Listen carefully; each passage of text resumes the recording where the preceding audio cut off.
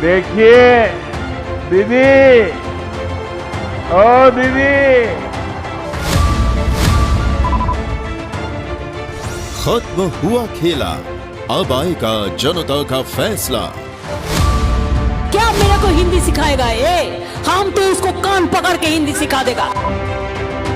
बहुत हुआ वार पलटवार, अब जनता बताएगी किसकी बनेगी सरकार।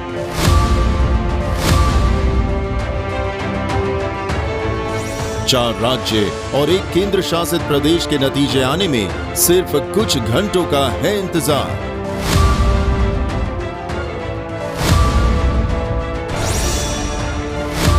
क्या बंगाल में ममता लगा पाएंगी हैट्रिक? क्या असम में बनी रहेगी बीजेपी की सरकार? केरल, तमिलनाडु, पुदुचेरी की जनता का फैसला आएगा सामने। भारी सुरक्षा और कोरोना की नई गाइडलाइंस के बीच वोटों की गिनती। आज जनता बताएगी कौन बनेगा मुख्यमंत्री।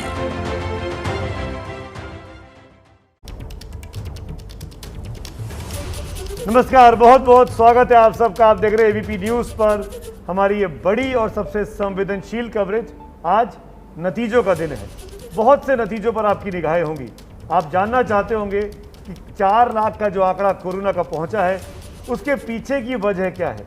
ये आंकड़ा लगातार बढ़ता क्यों जा रहा है? ये आंकड़ा रुकेगा कब? वो आंकड़े लगातार आपको दिन भर देखने को मिलेंगे। साथ ही साथ वो आंकड़े भी जिसके जरिए ये तय होगा कि मैंने तो वोट दे दिया, लेकिन मुझे टीका कब लगेगा। जी हाँ, जनता ने अपनी ड्यूटीज निभाई हैं, मतदान में हिस्सा लिया है, बढ़ चढ़कर हिस्सा लिया है। उस जनता को अब उसके अधिकार के तौर पर एक वैक्सीन चाहिए, टीका चाहिए, जिसकी तरफ सबकी निगाहें होंगी। मैं हूं आपके साथ सुमित अवस्थी। एबीपी न्यूज़ पर यह बड़ी कवरेज आप देख रहे हैं। सबसे संवेदनशील तरीके से तमाम आंकड़े आज दिन भर आपको दिखाएंगे। बहुत से सहयोगी मेरे साथ इस कवरेज में जुड़ेंगे, जो न सिर्फ चुनाव की बात करेंगे, बल्कि कोरोना के आंकड़ों की बात भी करेंगे, वैक्सीन के आंकड़ों की बात भी करेंगे। वैक्सीन का ख्वाब दिखाया गया, लेकिन क्या वैक्सीन वैक्सीनेशन सेंटर तक पहुंची है? क्या वैक्सीन लग रही है? इस पर भी हम सबकी निगाहें दिन भर रहने वाली हैं और उन तमाम लोगों से सवाल पूछे जाएंगे कि आखिरकार देश में ये कोविड क्यों फैला, ये दूसरी लहर क्यों आई, कौन है इसके पीछे जिम्मेदार? इन तमाम सवालों के जवाब दिन भर हमारी सबसे संवेदनशील कवरेज में आपको मिलते रहेंगे। मेरे साथ मेरी सहयोगी रुमाना इस चर्चा में रहेंगी। रुमाना हिसार खान, बहुत बहुत स्वागत है रुमाना आपका। मेरी एक और सहयोगी शोभना यादव भी हमारे साथ जुड़ी हुई हैं, बहुत बहुत स्वागत है आपका। और हमारे अपने सहयोगी, हमारे इन हाउस एक्सपर्ट, खासकर पश्चिम बंगाल के मामलों के पंकज झा, जिन्होंने काफ़ी वक्त गंवाया चुनाव कवरेज करने में, वो मेरे साथ मौजूद हैं। और हम सब #मास्क अप इंडिया के जरिए आपके साथ रहेंगे, मास्क लगाए हुए हैं। हमारे एक और वरिष्ठ सहयोगी जयपुर से विजय विद्रोही जी जुड़ गए हैं। विजय जी, स्वागत है आपका। और अगर आप घर में हैं तो घर में भी मास्क पहन सकते हैं, क्योंकि अब तो हर जगह मास्क पहनने की बात की जा रही है। आज मास्क के जरिए ये पूरी कवरेज आपके सामने आएगी। हम भले ही मास्क पहने हो, लेकिन लोगों ने अपने चेहरे पे जो नकाब पहने हैं, उनका आज पर्दाफाश करने का दिन भी है। तो इसीलिए आंकड़ों के साथ हमारे साथ जुड़े रहिएगा।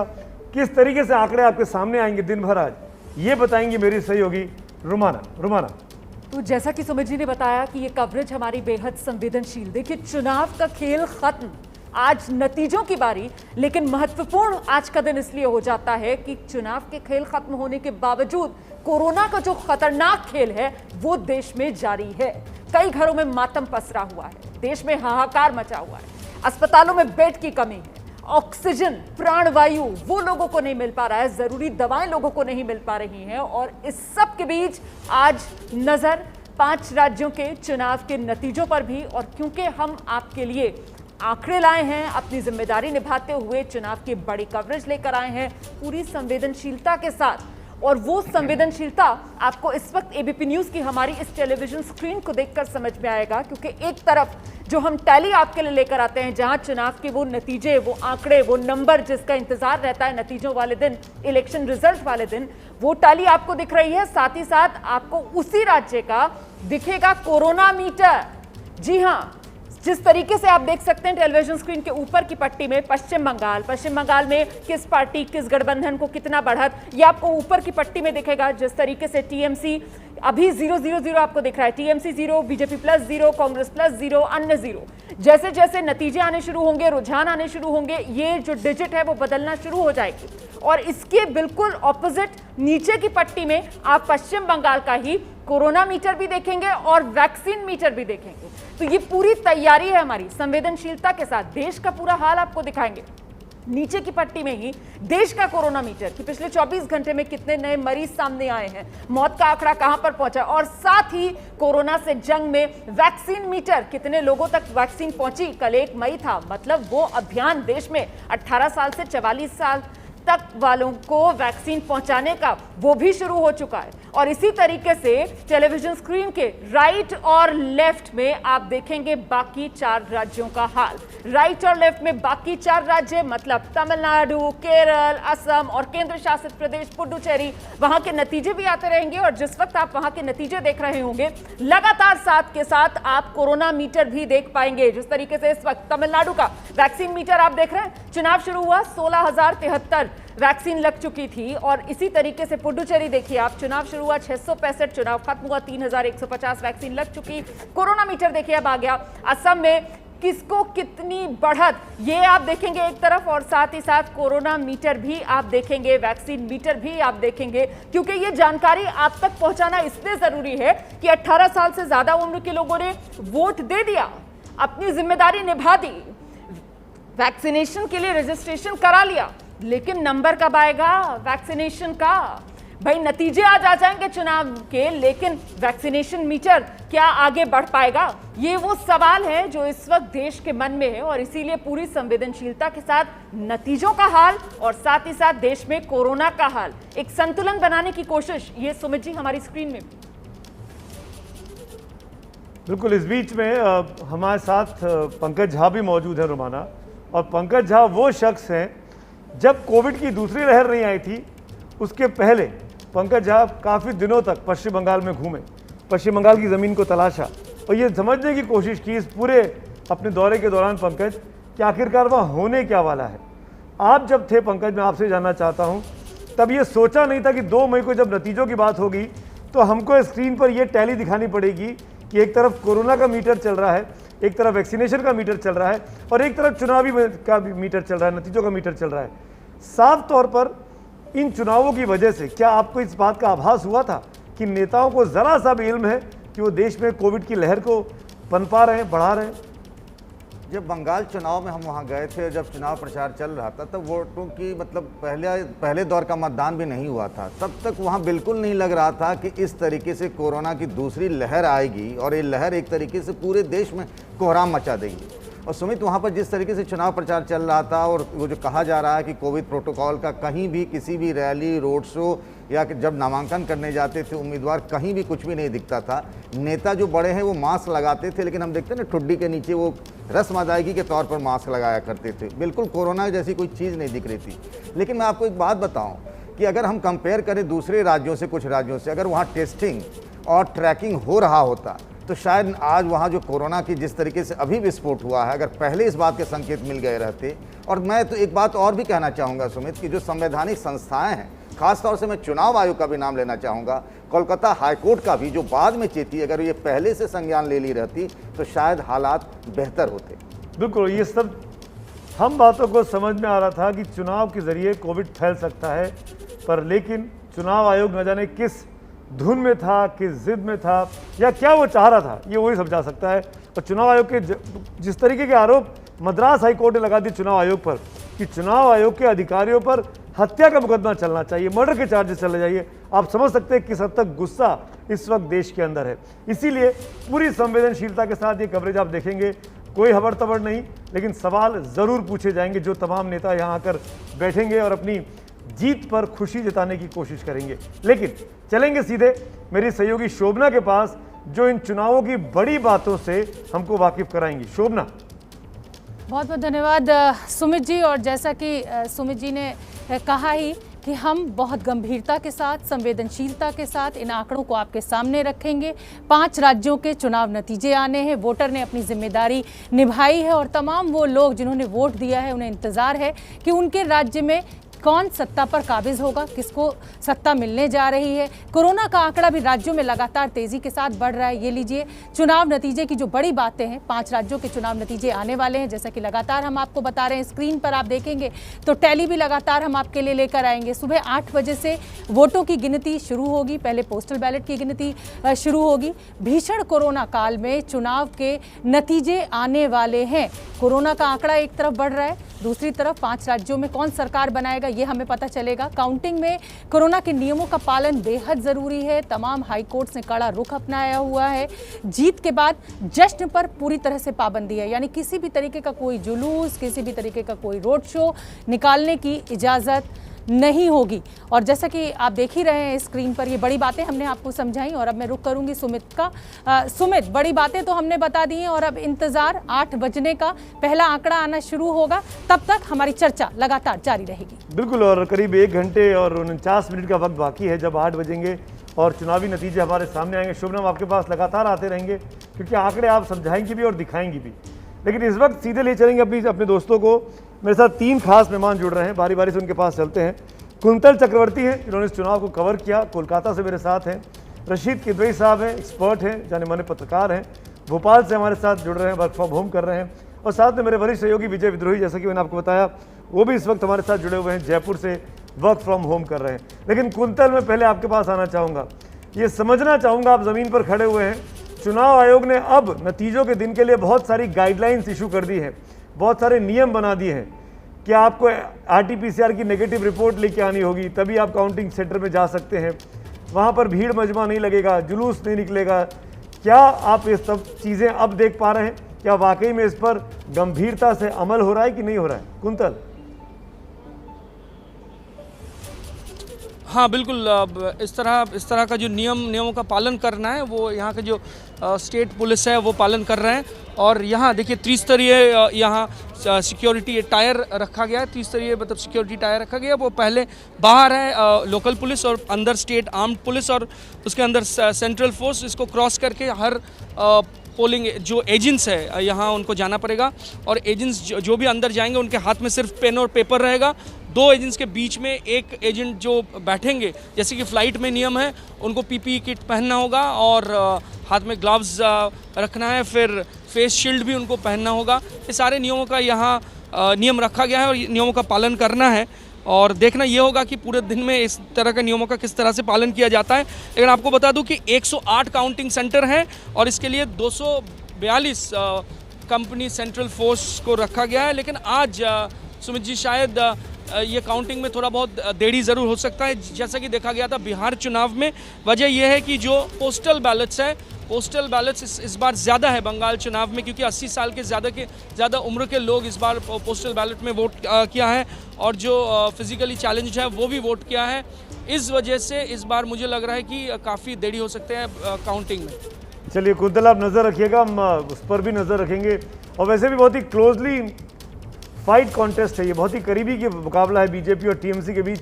करीब 100 ऐसी सीटें हैं जो हमारे एग्जिट पोल में भी आई थी, जो बहुत करीबी से इसमें तय होने वाला है, जिसमें 3% का अंतर होगा बीजेपी और TMC के बीच हार और जीत का, जैसा कि अंदाज़ा एग्जिट पोल में लग रहा था।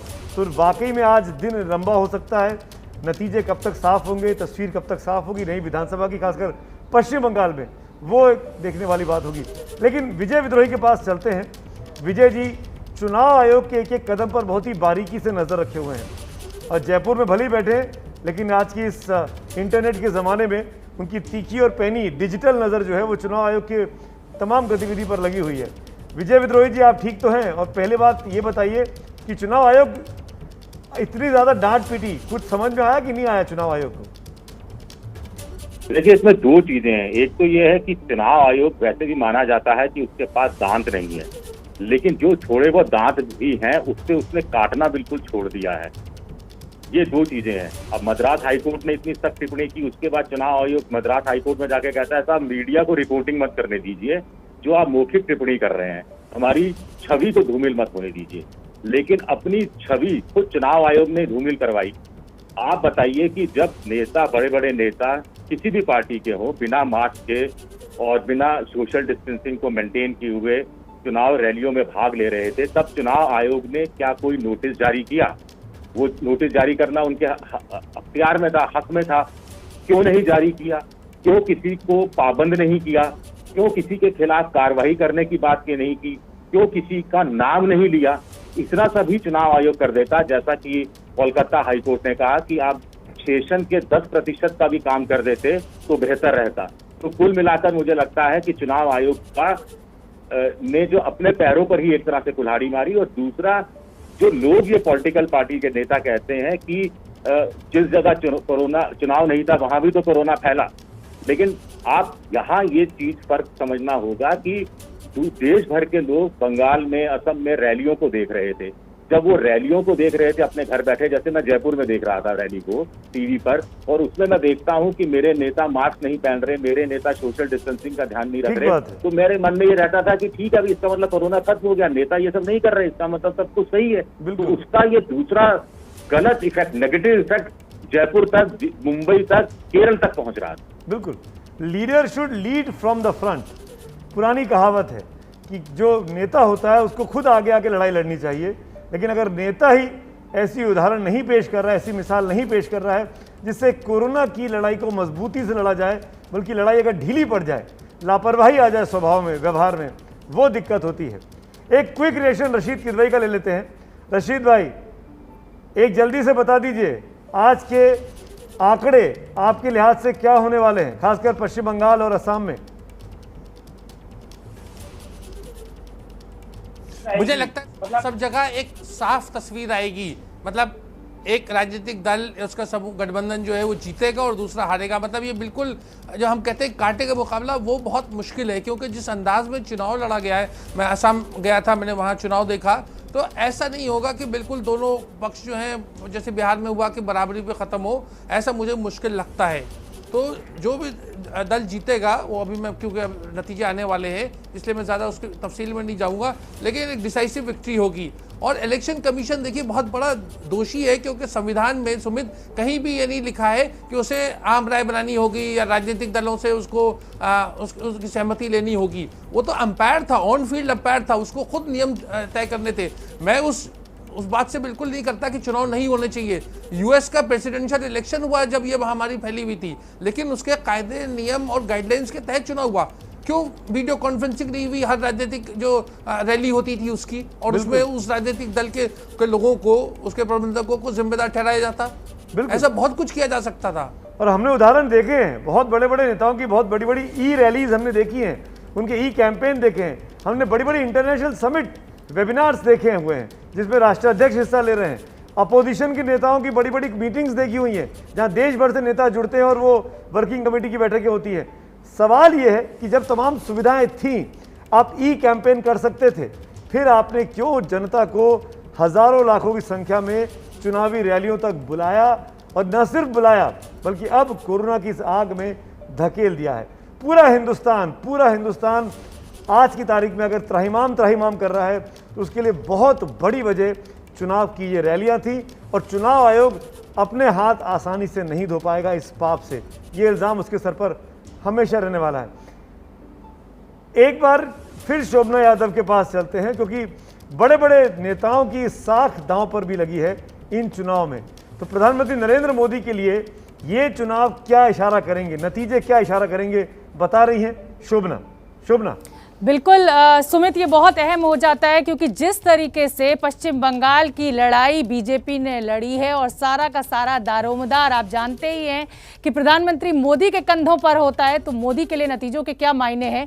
बंगाल में बीजेपी जीती तो मोदी का कद और बढ़ेगा। 2024 के लिए एक और राज्य जो है वो मोदी के लिए एक अच्छा बैटल ग्राउंड तैयार हो जाएगा। बंगाल जीते तो पहली बार वहां बीजेपी की सरकार होगी। अभी तक कभी भी बीजेपी की सरकार रही नहीं है, लेफ्ट या टीएमसी रहे हैं। जीते तो कोरोना काल में दुगनी जिम्मेदारी, क्योंकि कहीं ना कहीं केंद्र सरकार भी सवालों के घेरे में है। बीजेपी अगर हार जाती है तो बंगाल जीत का जो सपना है, जो पिछले 2 सालों से जिस तरीके की जंग लड़ी जा रही है, उसको कहीं ना कहीं धक्का पहुंचेगा। राष्ट्रीय स्तर पर भी ममता बनर्जी को चुनौती दे सकती है बीजेपी, अगर ये नतीजे बीजेपी के हक में आते हैं। अब ममता के लिए क्या मायने हैं ये समझना भी बहुत ज़रूरी है, क्योंकि आपने देखा चुनाव प्रचार के दौरान जैसे कि खेला होवे और दीदी ओ दीदी के नारे लगे। जीती तो मोदी विरोधी सबसे बड़ा चेहरा, यानी एकजुट अगर विपक्ष होता है तो ममता बनर्जी सबसे बड़ा चेहरा बन सकती हैं। जीती तो लगातार तीसरी बार ममता बनर्जी पश्चिम बंगाल की मुख्यमंत्री होंगी। अगर ममता बनर्जी जीतती हैं तो अकेले अपने दम पर बीजेपी को हराएंगी। जिस तरीके से शुभेंदु अधिकारी जो सबसे बड़े उनका सपोर्ट सिस्टम थे वो बीजेपी में चले गए। अगर हारती हैं तो ये समझ लीजिए कि 2024 के लिए विपक्ष का सपना भी टूटेगा, क्योंकि ममता बनर्जी को एक बड़े रोल की तैयारी में देख रहे हैं विपक्ष। हारी तो राजनीतिक अस्तित्व पर जरूर सवाल खड़े होंगे। हालांकि ताकत पूरी झोंक दी है ममता बनर्जी ने, तो चाहे प्रधानमंत्री नरेंद्र मोदी हो चाहे ममता बनर्जी हो, दोनों के लिए ही ये चुनाव बहुत अहमियत रखता है। खासतौर पर पश्चिम बंगाल की लड़ाई जो है सुमित, वो बहुत अहम है। आज जो नतीजे आने वाले हैं 8 बजे हम वो नतीजे दिखाना शुरू कर देंगे, तो आप समझ सकते हैं आज की ये लड़ाई। बिल्कुल, और दोनों के लिए मोदी हो या दीदी हो, उनके किसके साथ खेला होबे और किसका खेला खराब होबे, इस पर सबकी नज़र रहने वाली है। लेकिन इससे बड़ी चीज़ मेरी नज़र में आज भी कोविड है और कोरोना है। क्या जो 4 लाख का आंकड़ा आया था आज कम होगा या और बढ़ेगा, उस पर भी हमें नज़र रहेगी। लेकिन इसके पहले आपको बता दें, ये हमारी सोशल मीडिया की वॉल आप इस वक्त देख पा रहे हैं मेरे बाएं हाथ की तरफ। इसमें लगातार आपको आंकड़े मिलते रहेंगे, डिटेल्स मिलते रहेंगे एबीपी रिजल्ट्स के जरिए। #ABP रिजल्ट्स आपको मिलेंगे। हमारे ट्विटर हैंडल पर आप जा सकते हैं और वहाँ जाकर हमारी न सिर्फ कवरेज की खास बातें देख सकते हैं, बल्कि आप #ABP रिजल्ट्स लिखकर जो अपनी राय देंगे वो भी आपको यहाँ पर दिखाई देगी। नतीजे आते रहेंगे, उसका विश्लेषण होता रहेगा। चुनाव के आंकड़े और कोरोना के आंकड़े, कोरोना के आंकड़े उन 5 राज्यों पर हमारी नज़र ज़रूर रहेगी। जब जहाँ चुनाव हुआ था तब वहाँ पे कोरोना का क्या नंबर था, और जब चुनाव खत्म हुआ, यानी आज 2 मई के दिन, 26 फरवरी चुनाव शुरू होता है, 2 मई चुनाव खत्म होता है, तब कोरोना का ग्राफ किस हद तक बढ़ चुका है, उस पर भी लगातार हमारी नज़र रहेगी। हमारे साथ 3 और खास मेहमान जुड़ गए, बारी बारी से सबका परिचय करा देता हूँ। मेरे साथ मेरी सहयोगी मनोज्ञा लोईवाल, जिन्होंने पूरा पश्चिम बंगाल का एक एक कोना इस पूरे इलेक्शन में कवर कर लिया। मनोज्ञा मेरे साथ है। मनोज्ञा, स्वागत है। जाने माने वरिष्ठ पत्रकार दिबांग हमारे साथ जुड़ गए हैं और अभय दुबे जी हमारे साथ हैं, हमारे एक्सपर्ट के तौर पर। आप सबका स्वागत है। एक पहला कमेंट मनोज्ञा मैं आपको लेना चाहता हूं, क्या आज के दिन, अब जबकि बहुत बड़ी बड़ी गाइडलाइंस इशू कर दी गई हैं चुनाव आयोग के द्वारा भी और वेस्ट बंगाल एडमिनिस्ट्रेशन के द्वारा भी, मॉल बंद रहेंगे, सड़क नहीं होंगी, लॉकडाउन जैसी स्थिति बनाई जा रही है, क्या आपको लगता है बहुत देर कर दी हुजूर आते आते?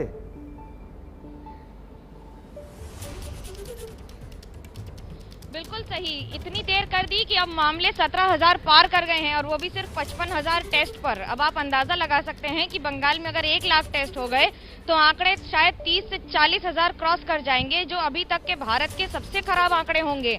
लेकिन इसमें दोष हर दल का है। जहां एक और तृणमूल कांग्रेस है, वहीं दूसरी ओर बीजेपी, वाम मोर्चा। भले ही वाम मोर्चा ने एक शुरुआत करके पहले अपनी बड़ी बड़ी रैलियां बंद कर दी हो, लेकिन जिम्मेदारी हर दल को लेनी होगी, हर सरकार को लेनी होगी। आज जिस तरह से आंकड़े बढ़ रहे हैं, कोलकाता में हर दूसरा आदमी संक्रमित है, बंगाल में हर तीसरा आदमी संक्रमित है, और वो भी तब जब टेस्ट की संख्या कम है। अब आप अंदाजा लगा सकते हैं सुमित कि जब बंगाल में टेस्ट की संख्या बढ़ेगी, कल ही 24 घंटे के दौरान 500 बेड बढ़ाए गए हैं। नेताजी इंडोर स्टेडियम में तो अभी स्ट्रांग रूम है, लेकिन गीतांजलि स्टेडियम और बाकी सारे इलाकों में धीरे धीरे बेड्स बढ़ाए जा रहे हैं, क्योंकि जो कोविड पीड़ितों की संख्या है, जो संक्रमित लोगों की संख्या है, हो सकता है ऑक्सीजन की कगार पर आकर बंगाल खड़ा हो जाए, और इसका दोषारोपण हर दल पर होता है। और ये सबसे बड़ी चुनौती होने वाली है। आज जो भी चुनाव जीतेगा, चाहे बीजेपी जीते चाहे ममता जीते, लेकिन आज उनके लिए चुनाव जीतना सबसे कठिन चुनाव होने वाला है। एम आई राइट दिबांग? कि ये चुनाव के नतीजे जब आएंगे तो जो नया मुख्यमंत्री होगा उसको सबसे बड़ी और कड़ी लड़ाई इस वक्त कोविड से लड़नी होगी। ये जो पूरा रायता फैला है बीते 1.5-2 महीने के दौरान, उसको समेटना नई सरकार के लिए आसान नहीं होने वाला।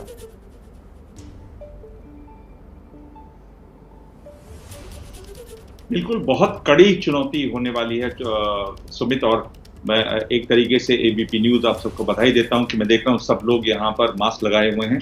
ये संदेश बहुत जरूरी है कि मास्क जरूरी है, घर पर भी जरूरी है। और ये संदेश जब लोग देख रहे होंगे इस चैनल को तो ये संदेश सबको मिलेगा। इसकी बहुत जरूरत थी सुमित, चुनावों के दौरान भी, कि हमारे नेता जब मंच पर पहुंचे तो सब लोग मास्क लगाएं। मंच पर कोई कार्यकर्ता बिना मास्क के तो कम से कम उससे ये कहें कि आप मंच पर बिना मास्क के हैं, आप नीचे उतरिए। जब भी बड़े नेता इस तरह का काम करते हैं, फॉलोअर्स उसको देखते हैं, उसको मानते हैं। लेकिन जिस तरह से पूरा माहौल बना, इससे लगा कि कोरोना खत्म हो गया, एक तरीके से ऐलान हो गया कि भाई कोरोना अब रहा नहीं। उसके बाद लोगों ने मंच पर देखा, फिर बात हुई, बड़े बड़े नेताओं को मंच पर देखा। हमने कभी नहीं देखा टेलीविजन में कि किसी नेता ने इस पर कहा हो कि भाई आप लोग मास्क लगा लीजिए। मास्क की बात ही कतई नहीं हुई, क्योंकि मास्क की बात होती तो कोरोना का डर की बात होती, कोरोना की बात होती। उससे बचते हुए लोगों ने ये काम किया। इसके अलावा जो बहुत महत्वपूर्ण है, आप ये देखिए कि वैक्सीन की बात उछली कि भाई वैक्सीन आ गई है, तो लग रहा है तो बिल्कुल खत्म है कोरोना। लोग ये सब सुनते देखते 24 घंटे जब बाहर घर में देख रहे हैं तो वो बाहर निकले और उसके बाद कोरोना ने धर दबोचा। क्योंकि आप किसी तरह का भी माहौल बना दे, कोरोना माहौल के झांसे में नहीं आता। ये त्रासदी है। अगर आप आंकड़े देखें तो करीब 200 से 300% जो आप सवाल पूछ रहे थे, वो केसेस बढ़े हैं इस दौरान जब ये वोटिंग हुई है। तो ये बहुत बड़ी चुनौती होने वाली है। और ऐसा होता है कि चुनौती जब आती है तो धीरे धीरे आप उसको संभालते हैं। आप धीरे धीरे नहीं, स्विमिंग की अगर टर्मिनोलॉजी में बात करूं तो आप सीधे डीप एंड में होंगे। सीधे कोरोना का प्रकोप चारों तरफ से बहुत गंभीर तरीके से आपको घेरे हुए होगा और उसमें आपको रास्ता निकालना होगा। ऐसी हालत में जब आपके पास न तो रेमडेसिविर है, न तो कोर्ट के कहने के बावजूद आपके पास ऑक्सीजन है, न बेड है, न अस्पताल है। डॉक्टरों की बात जो एक बड़ी चुनौती आने वाले दिनों में होने वाली है कि डॉक्टरों और नर्सेस की हालत खराब है।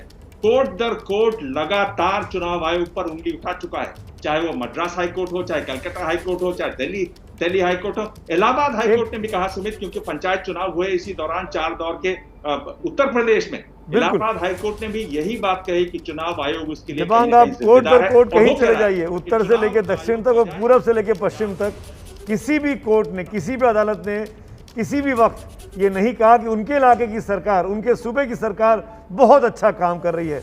एकमात्र स्टोरी अभय दुबे जी जो इन दिनों देखने को मिली वो महाराष्ट्र के नंदुरबार के डीएम की, डॉक्टर राजेंद्र की। और वो उन्होंने उस व्यक्ति ने 7-8 महीने पहले ये भांप लिया अक्टूबर नवंबर में कि दूसरी लहर भी आएगी। और नंदुरबार जैसे छोटे डिस्ट्रिक्ट में 2 ऑक्सीजन प्लांट उसने बना लिए, तीसरा बन रहा है। 5 अलग अलग छोटे छोटे जो अस्पताल हैं, निजी अस्पताल, उनके अंदर ऑक्सीजन प्लांट बनने शुरू हो गए। तो जो काम एक डीएम जिसकी उम्र महज 40 साल के आसपास होगी वो ये सोच सकता है, उसके पास विजन हो सकता है, उसके पास चिंतन हो सकता है, तो ये विजन, ये चिंतन बड़े बड़े लोगों के पास क्यों नहीं दिखाई दिया? कमी कहां रह गई अभय दुबे साहब? सुमित, आप जो उदाहरण दे रहे हैं, जो प्रशंसनीय उदाहरण दे रहे हैं, मैं कहता हूं ये मसला दूरंदेशी का है। आप देश के जो मुख्य स्वास्थ्य सलाहकार हैं उनका भी 2 दिन पहले मेरे ख्याल से 29 तारीख को उनका सारे देश के अखबारों में इंटरव्यू छपा था जी, जिसमें उन्होंने ये मान लिया था कि हम लोग तैयार नहीं थे, हम लोगों को अंदाजा नहीं था इस तरह से कोरोना का दोबारा हमला होगा। हम लोग दरअसल हाथ पे हाथ रख के बैठे हुए थे। जब देश के प्रमुख स्वास्थ्य सलाहकार ये मान रहे हैं कि हम लोग हाथ पे हाथ रख के बैठे हुए थे, तो आप अंदाजा लगा सकते हैं कि वास्तव में सरकार किसी भी तरह की कोई तैयारी सरकार के पास नहीं थी, न किसी भी प्रकार का कोई साइंटिफिक इनपुट सरकार के पास था। जब बिहार का चुनाव हुआ था, जिसमें हम सब लोग, मैं मानता हूं मैं भी उसके अंदर दोषी हूं, जब बिहार का चुनाव हुआ था तो बिहार में बड़े पैमाने पर भीड़ें हुई, बड़े पैमाने पर रोड शो हुए, बड़े पैमाने पर रैलियां हुई और वहां पर आंकड़ों के लिहाज से कोरोना में कोई बड़ा स्पाइक नहीं दिखाई पड़ा। ये नहीं दिखाई पड़ा कि बड़े पैमाने पर चुनाव की वजह से कोई कोरोना का ग्राफ ऊपर जा रहा है। इससे ये अखबारों में और मीडिया मंचों के ऊपर एक नए किस्म का फिक्रा आया, जिसे कहते हैं एक्सेप्शन ऑफ बिहार एक्सेप्शन। तो और मजाक में ही कहा जाने लगा कि कोरोना जो है वो लोकतंत्र के पक्ष में है, जब चुनाव होता है तो कोरोना चुनाव से दूर रहता है। बिल्कुल। इस तरह की बातें कही जाने लगी, इस तरह की अपने आप को खुश रखने वाली, जिसको हम लोग अंग्रेजी में कहते हैं सेल्फ अपीजिंग डिस्कोर्स, अपने आप को खुश रखने वाली बातें की हम लोगों ने। दूरंदेशी की तरफ से पूरी तरह पल्ला झाड़ लिया, किसी भी किस्म की कोई तैयारी नहीं की। और जबकि जब पहली लहर आई थी तभी सरकार को, विशेषज्ञों को और हम सब लोगों को इस बात को सोचने लगना चाहिए था कि अब हम लोगों को जन गोलबंदी करने की नई तरकीबें सोचनी चाहिए। हम लोगों को चुनाव कैसे कराए जाए सुरक्षित पूर्वक, इसके बारे में सोचना चाहिए। मैं जिस संस्था से आता हूं, उस संस्था ने जब से कोरोना आया है आज तक कोई भी वर्कशॉप, कोई भी सेमिनार आमने सामने बैठ के नहीं किया है। सारे के सारे ऑनलाइन होते हैं। लेकिन सरकार, इसको जनता की भाषा में कहते हैं कि गवर्नमेंट वो है जो मिनट मिनट पर गौर करे। तो ये सरकार जो है मिनट मिनट पर गौर करने में पूरी तरीके से कामयाब रही। उसके जो राष्ट्रीय स्वास्थ्य सलाहकार हैं, उनका वक्तव्य इस बात का सबूत है। ये सरकार खुद अपनी पीठ ठोकती रही, अपने मुंह मियां मुट्ठी बनती रही। भारतीय जनता पार्टी की परिषद ने तो एक प्रस्ताव पास किया है। अगर आप उस प्रस्ताव को पढ़ें, जिसमें उन्होंने श्रेय लिया है कि हमने कोरोना को पराजित कर दिया है, देश में मोदी जी का कद बहुत ऊंचा उठ गया है और हमारी बल्ले बल्ले है। मैं केवल भाजपा और उसको दोषी, मैं कह रहा हूं मैं खुद भी दोषी हूं। हम सब लोग कहीं ना कहीं दोषी हैं। लेकिन जो सरकार में है वो कटघरे में ज्यादा खड़े होंगे, उससे ज्यादा सवाल पूछा जाएगा। जो विपक्ष में है उनसे भी सवाल पूछा जाएगा। अभय जी, लोकतंत्र को ठीक